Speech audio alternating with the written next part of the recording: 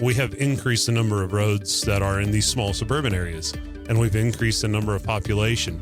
And so when you decrease the ability to maintain and increase what you have to maintain, it's recipe for disaster. So we've been looking at that, and that's what led the conversation here 2 weeks ago.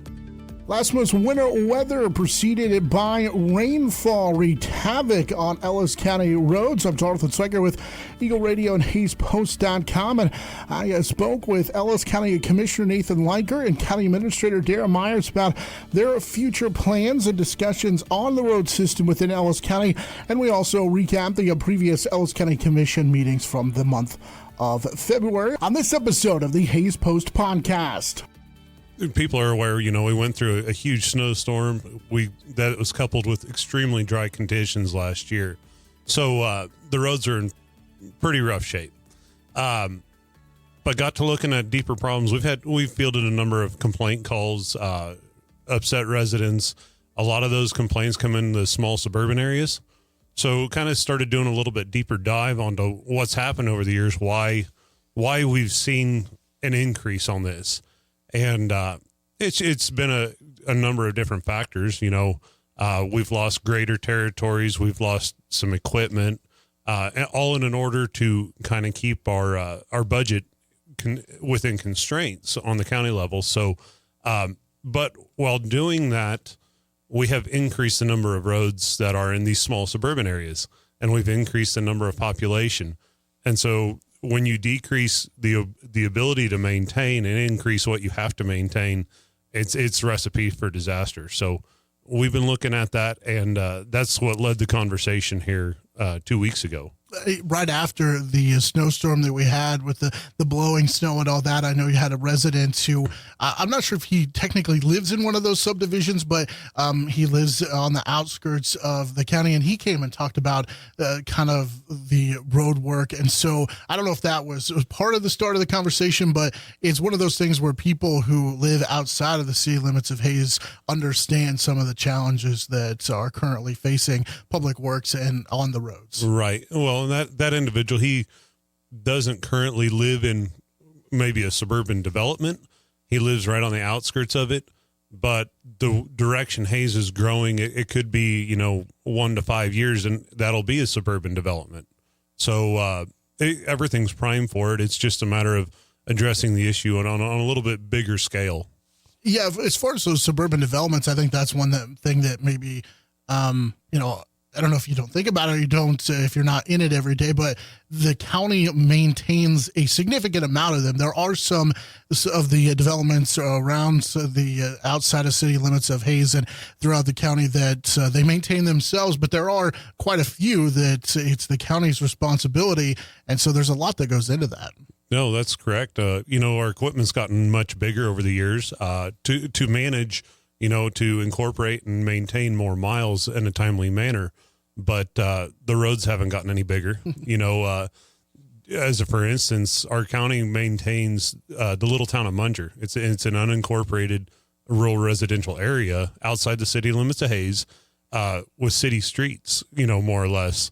And we have to take graders and plow trucks up and down those streets and try and maintain those roads with our equipment. So it's areas such as that we're taking a different look at and going, okay, have we gone the right direction, or do we need to make some changes now to go into the future as a county? Yeah, and I think there's going to be, I know this is going to be an ongoing topic, but Public Works Director Brendan McKay is going to come back before the commission a couple of different times and kind of present his goal and what kind of his vision for how everything goes. And we're going to talk about that in just a little bit. But when you look at the issue of roads in the county, and Brendan will remind us every time the number of roads that we have in Ellis County, it's the mileage is we are a large county. There are a lot of roads. And so while the commission and prior commissions have started to add more money back into public works, because you mentioned it. I mean,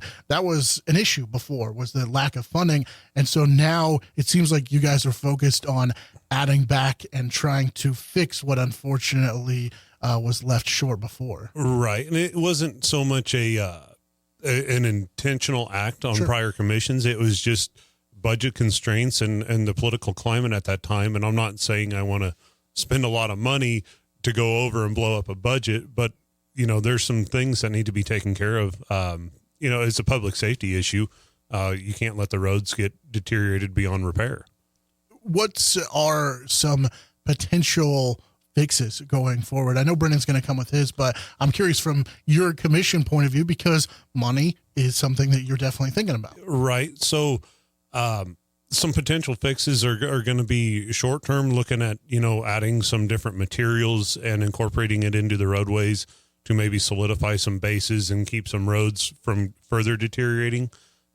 Possibly adding another grader back to where we had been in years past. They'd lost a grader in a territory. So we're going to look at maybe adding a grader and an operator to increase the efficiency of what we can do. Long-term solutions, there may be some things where some of these developments, as they're getting built, incorporate different building materials into their roads. We're going to look at county road standards and try and accommodate so we don't have this problem on the backside. We can address it at the front on development. You mentioned county road standards, and maybe for the normal person, it's a road. It is what it is. But Brennan and before him, they have a spec that roads in, especially new developments that are being built, they have to be spec to this. And Brennan says, I don't know if he says they're lacking, but they need to be updated. We'll just put it that way. Yeah. And that includes materials. It's width of the roadway, a whole bunch of different stuff. Oh yeah, it's far beyond what I know, but it's you're right. Right now we have a width of the road. We have some gradients to it, but we don't have material specs. We don't have compaction tests that are required for it. So we're going to look at those things getting built into it.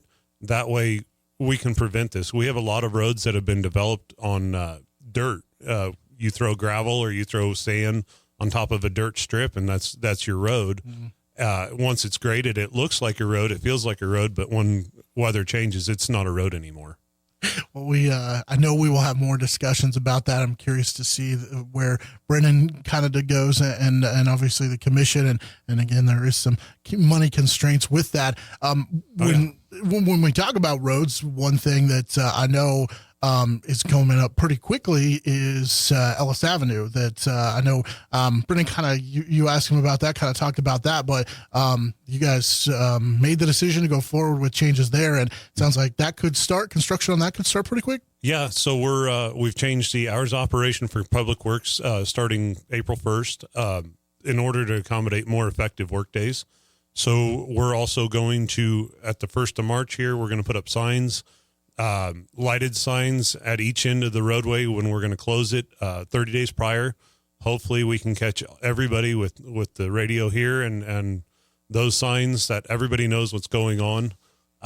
They're out. They're supposed to be out maintaining alternate routes, trying to make sure we don't have problems on some of the alternative routes coming between the two counties.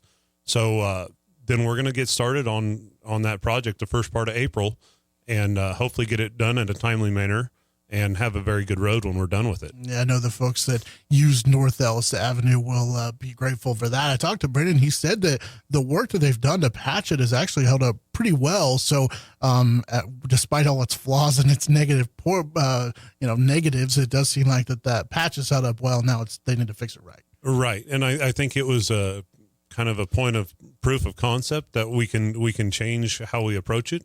And I think once we're done, it'll be a good deal. We've got a number of roads. This is going to be our proving ground. So we've got a number of different blacktop roads throughout the county that this may be an alternative coming up. Very good. Well, we'll change directions a little bit, talk about another measure that the commission moved forward with, set aside some money in the budgeting process to develop a scholarship for graduating seniors of grandchildren and children who work for the county. And I know commission elected to go forward with that, creating 15 scholarships? Yeah, a total of 15 scholarships. We'll have 5 $1,000 scholarships and 10 $500 scholarships.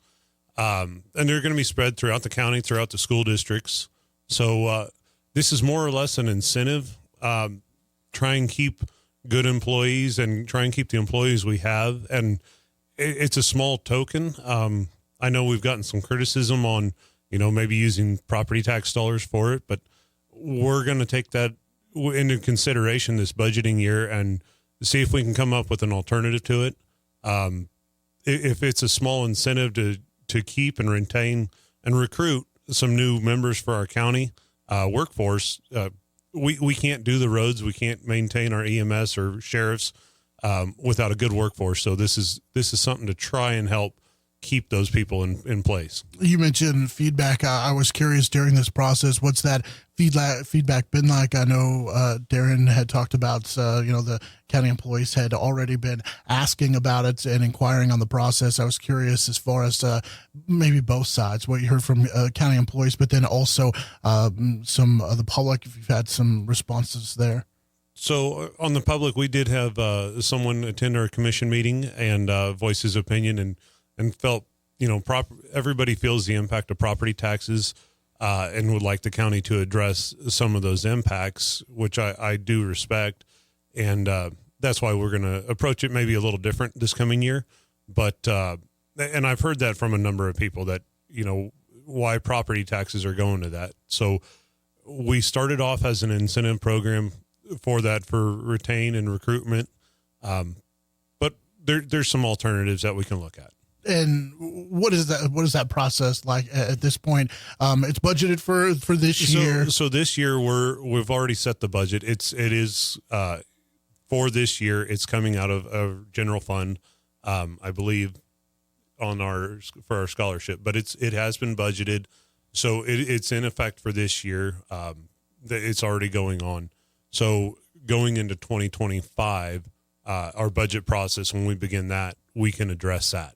And I would assume have you started working on the 2025 budget yet, Darin? Getting close. I've done internal stuff, but we haven't just started discussing it with the commission yet.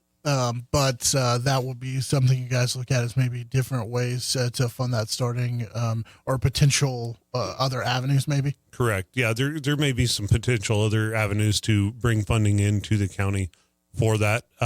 We want to keep it, and I'll let Darin answer for the employees. I think he's heard more comment on it, but I want to keep somewhat of an incentive there just to try and keep our workforce. And if somebody's interested in the process, you might direct them county website? Yes, sir. Yeah. On the county commission, on the county website under the commissioners tab, there's two specific things for kind of recruitment and retention of new employees, new residents.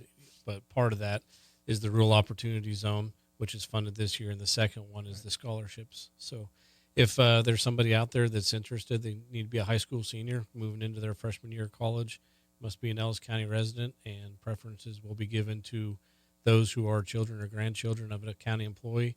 And depending on the number of applications that we get, if we need to expand that out a little bit, it goes on to, cousins, aunts, nephews, nieces, etc. of county employees.